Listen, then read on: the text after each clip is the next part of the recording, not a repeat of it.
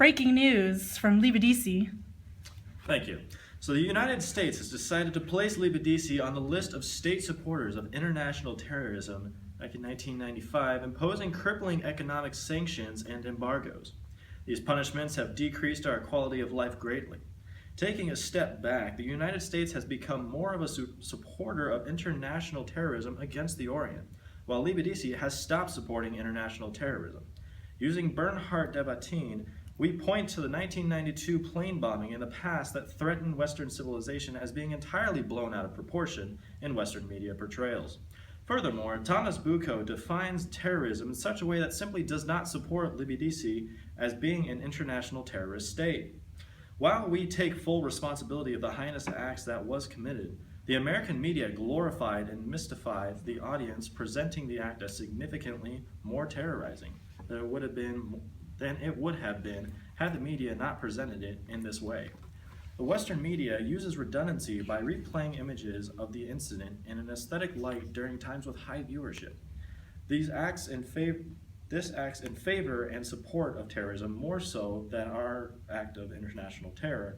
The U.S. supporters terror regularly through media attention, creating a longer-lasting psychological effect on viewers. The term terrorist has applied solely to those movements that have challenged the position of the dominant powers. Terror threatens to use violence or use violence against civilians. Furthermore, terrorism contains an element of political ideology and a long-lasting element of psychological effects on civilians.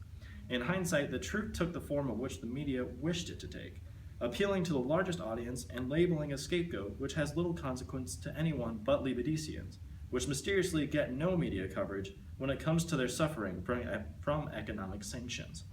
All acts of terror that the U.S. accused us of committing are unconfirmed, and some are not even international, which cannot be used to meet criteria for the U.S. Department of State's state supporters of international terrorism.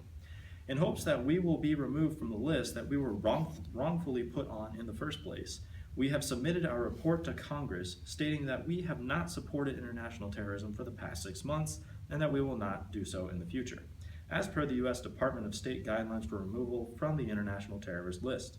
Libidissi requests that the U.S. removes us from the list and ends all economic sanctions and embargoes that are crippling the innocent people of Libidissi. This has been breaking news.